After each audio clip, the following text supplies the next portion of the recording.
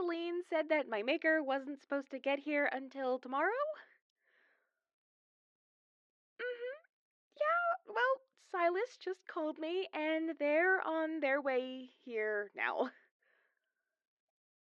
Like, almost in Glenwood, kind of on their way. I don't know. Celine was just as surprised, and I thought that transporting a vampire from a different country would take a little more time, but apparently not. I'm I'm okay. I'm in my room right now until Celine calls for me, but could could you come over here? I'm not panicking or anything. I don't think I am, at least. I'm actually kind of relieved. I don't have to sit around and wait for another day, but it's also starting to settle in that the person who turned me into a vampire against my will and left me to die is going to be in the same building, and I could really use a werewolf to just lay on top of me before I burst into a pile of ashes out of anxiety. Okay, maybe panicking a little bit, but with all things considered, I'm doing really well. Yeah, yeah, okay. Okay, yeah. In and out.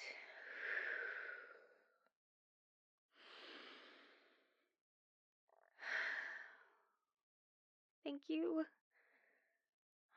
Don't worry about knocking, just come right up. Hell, you can come in shifted if you want. I don't think anyone here would blame you. Mm-mm. No, everyone is pretty on edge. Silas has been working on overdrive, and Celine's been in the cellar ever since we got the news. She said she was getting the dungeons ready, but I don't know how much of that was a joke. Oh, don't worry. I'm not going anywhere. I love you. I'll see you soon. Bye.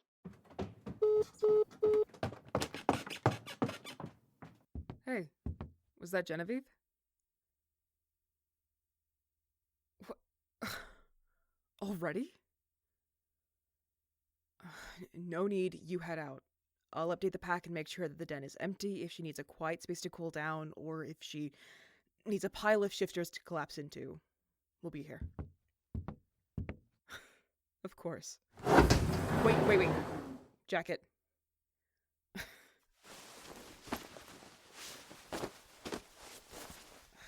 Tonight is going to be stressful enough. You don't need Beth throwing a fit because you shredded another one. Thank you. Now, go take care of your mate.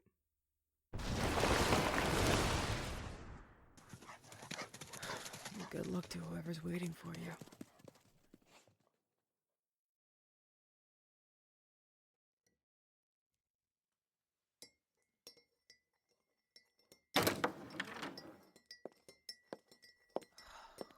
You've been stirring that cup since I got here.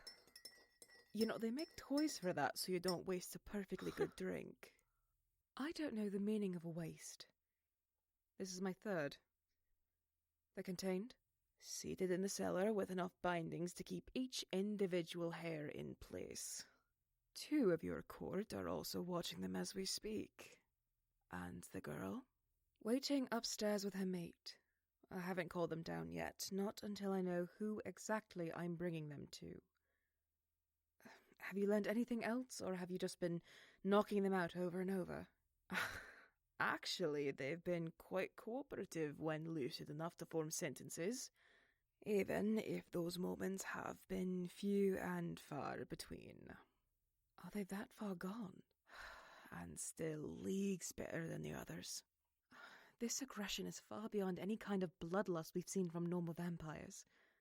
Even the more unfortunate souls who are reborn separated from their makers still have a semblance of their humanity. This was no accident. Separation could never cause cases like these, buried bonds or not. Then what do you think it is? Compulsive madness.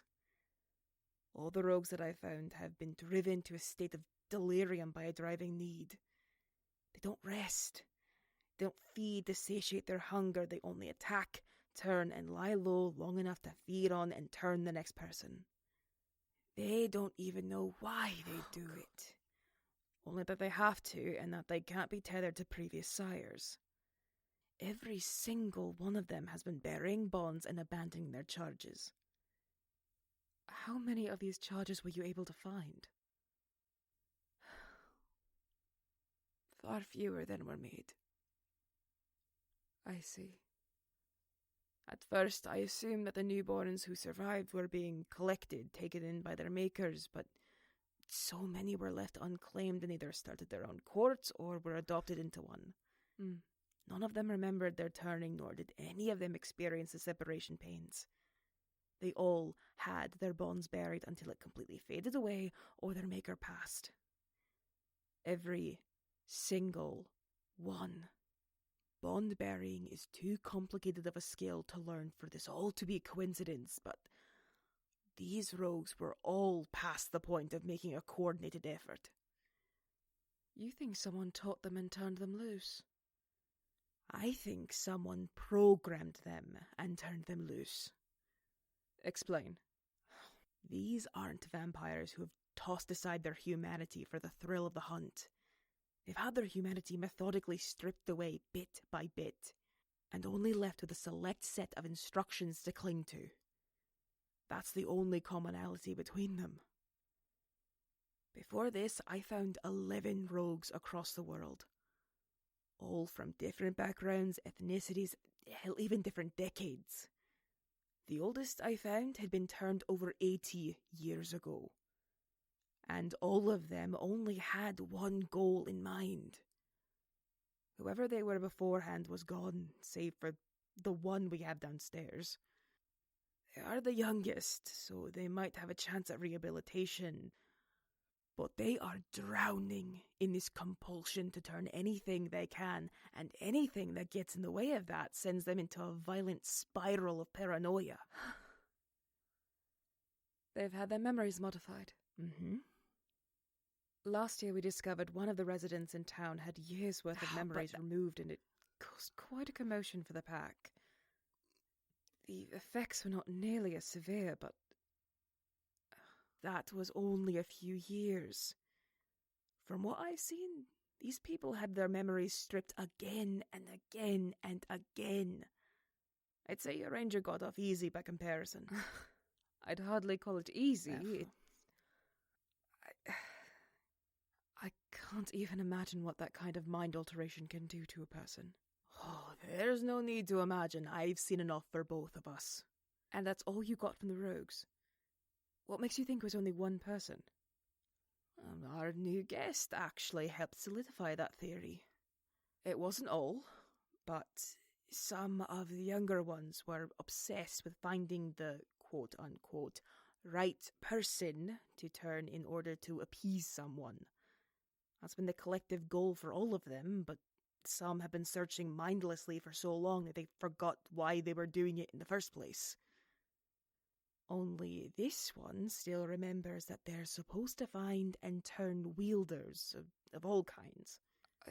But Genevieve was a non-wielder. A non-wielder who was very close to a pack of shifters. Oh, God. Their magic would have rubbed off on her over time, and even if they'd already moved away by that point, if she was wearing an item of clothing that belonged to them, any of them, a desperate vampire wouldn't have the insight to tell the difference.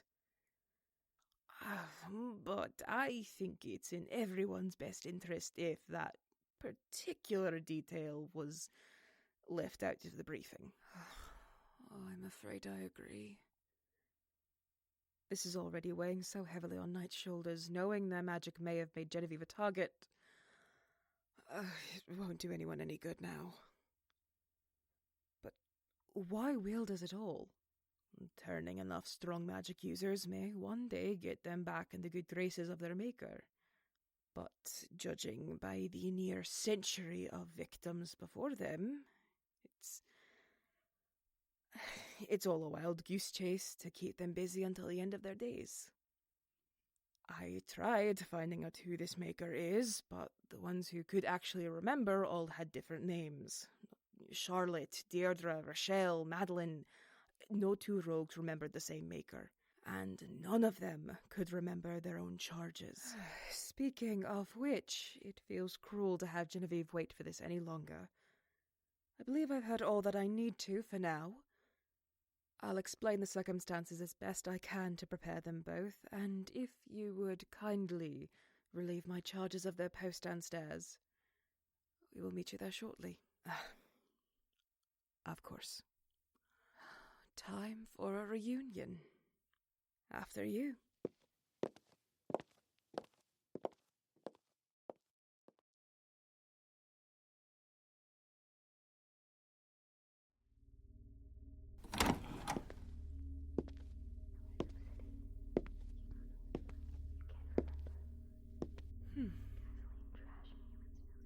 We met briefly before.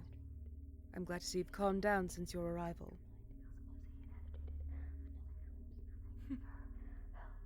I see. I do apologize for the state we've been forced to put you in, but as you can imagine, I am not in the mood to take any chances.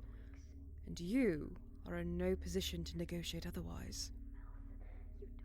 I understand that you have been well and truly interrogated for any information you may have, and I am grateful for what you have given. I am sorry for how things have turned out for you. While those who have come before you were too far gone to be helped, it is the hope of many of us that it is not too late for you as well. That may not seem like something you are willing to consider at the moment, but in time things may change. We have the resources to...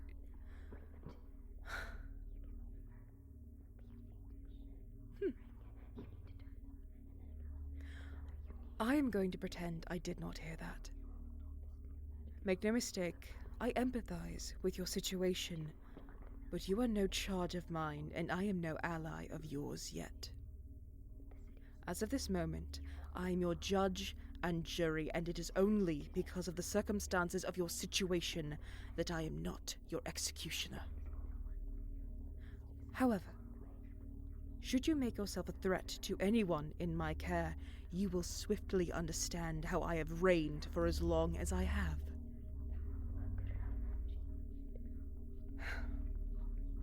I sincerely hope that it will not come to that, though. From what I have been told, it is obvious that this was not your choice. And yet that does not negate the destruction you have wrought on countless innocent lives. One of whom has been a part of my court since your... interaction. And it has been agreed that she is owed an explanation for how her life has turned out. At the very least, she deserves to look the person who killed her in the eyes. No, I am quite certain that those bonds will hold no matter what may come over you. But if the impossible were to happen and you break free, it's not me you'll have to worry about. There's a certain shifter who has also been itching to see you face to face, and they are not nearly as inclined to show mercy.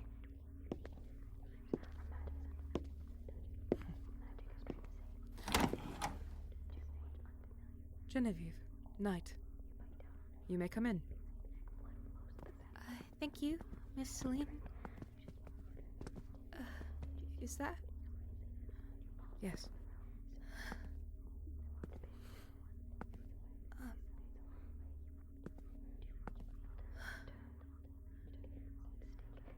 So, you're my maker.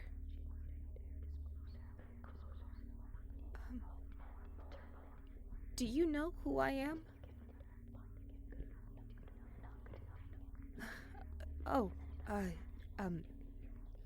yeah, I guess they would have told you already. You know, you look a lot different to how I've been building you up in my head. I thought once I walked in here, that night might all come rushing back to me and your face would just fit. But it doesn't. You don't fit all the nightmares I've had, and I think that makes me hate this all so much more. Uh, um, um, I didn't prepare any questions. I didn't really think you'd be willing to answer any. I didn't even think I'd be able to talk to you like this. Um, do you. Do you even remember turning me? At all? Oh, um. Yeah. Well, Miss Celine says that you're suffering from memory modifications. A lot of them. Actually, a friend of mine went through the same thing, and they did a lot of stuff that they're embarrassed about. I know it's barely the same, but if they can regret and forgive themselves for what happened while under the effects of all that, I wonder if you can too one day.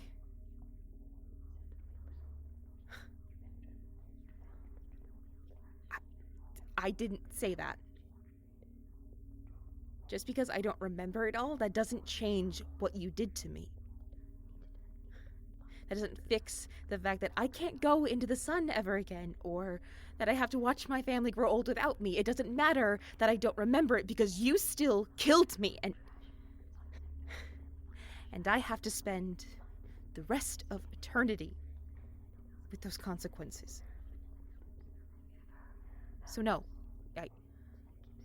I don't forgive you. But I am sorry for you.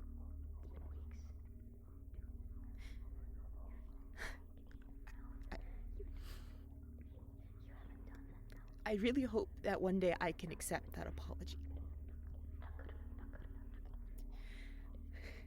Miss Celine, I'd like to leave. If that's okay. Please. Of course.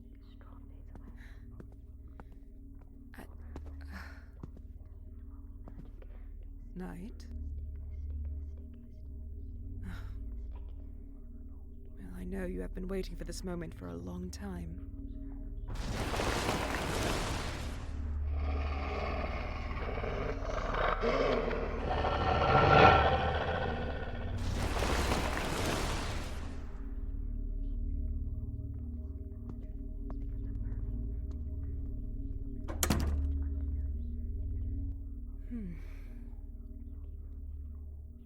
Were you expecting those to be your last moments?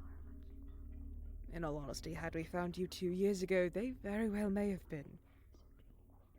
Even with all my strength and influence, had Knight wanted to kill you, you would have been dead before Genevieve even walked through that door. I'm certain it wasn't your intention, but you've made yourself the enemy of a very powerful group of shifters. You turned the mate of one of the most aggressively protective.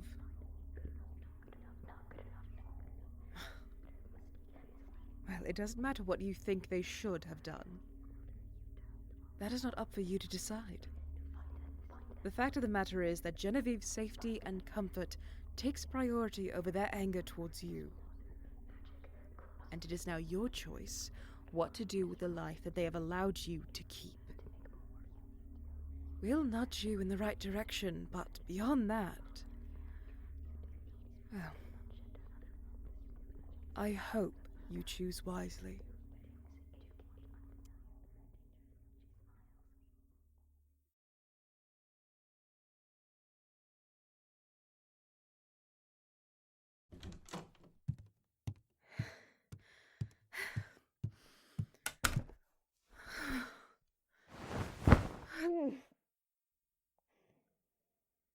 It's over. It's over. Oh, I'm so glad that's over. I'm sorry, I just walked out, but I didn't know what else to do. I didn't think I'd get to talk so much, but I didn't know what I was supposed to say. I mean, right? Like, how was I supposed to handle that? I thought I was going to walk in and they'd be ready to lunge at me to finish the job, or angry and yelling. I was hyping myself up so much not to let myself get too scared or angry, and after all that, I'm just sad. Is that wrong?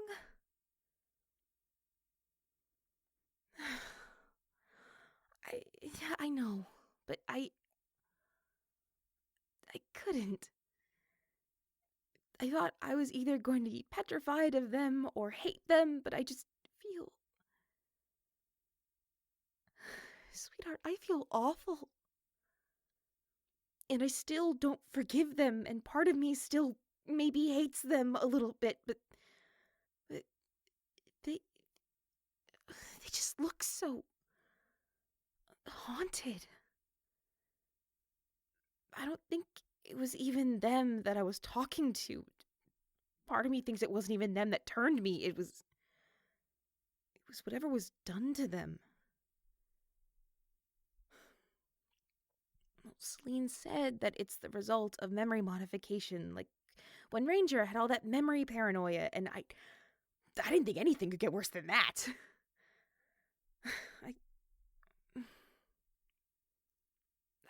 I don't know. I think I'm still kind of in shock, but I think I feel better. Like, I know what they look like now. It doesn't feel so much like there's a monster hiding in my closet, and that was a big fear of mine. Oh, no, I will leave that up to Celine. I did the big scary confrontation bit. I got my closure. I think she's gonna figure out where they go from here, and as long as it's somewhere they can't hurt anyone else, I don't care. I care a little bit, but right now I don't really want to.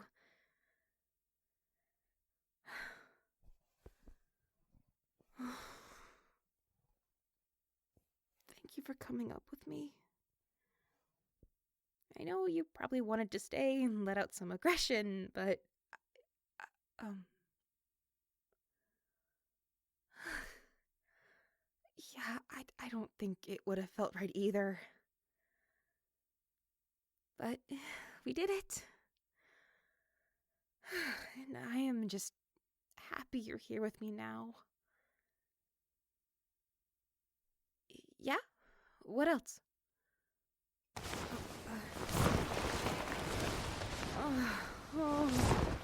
Oh, yeah, this is exactly what I needed. I don't even care you're getting fur on the bed. Just stay right where you are.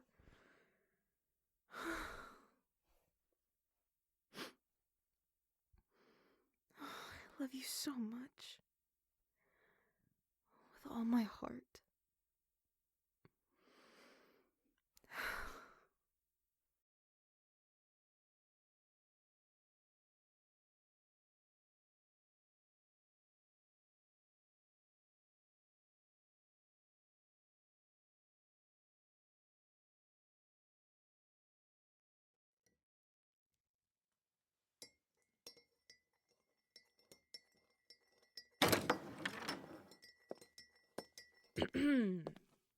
Shall I suspend my disbelief and call that your third cup still, or have you already gotten to your fifth? Does it count if more than half is bourbon? Oh, drinking alone at this hour? Oh, feel free to pour yourself some and remedy the situation. I see Valera's rubbing off on you.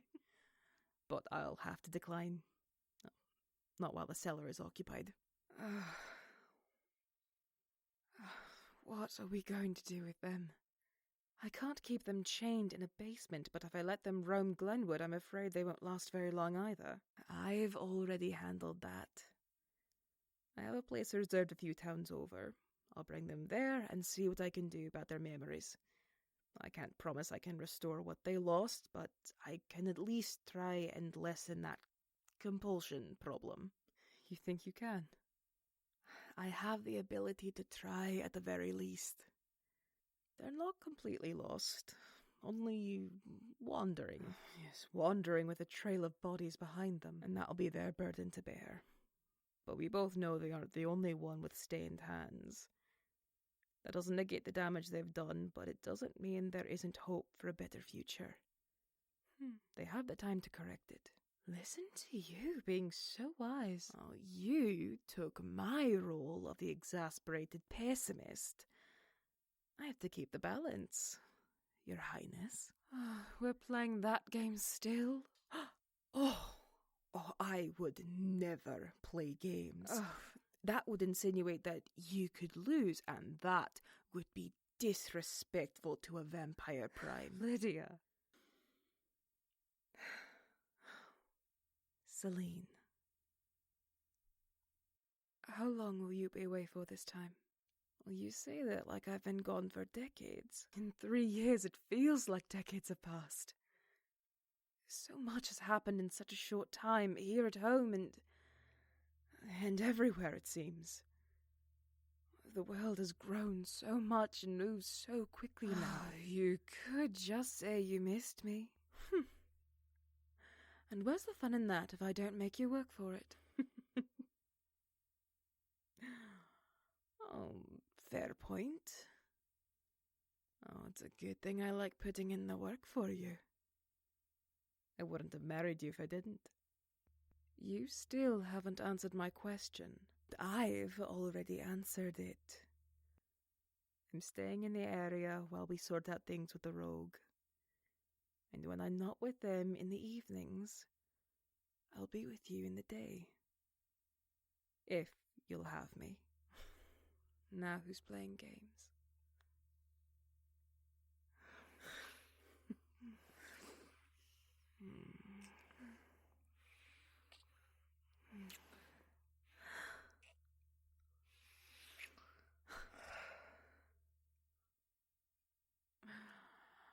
I'll take that as a yes then.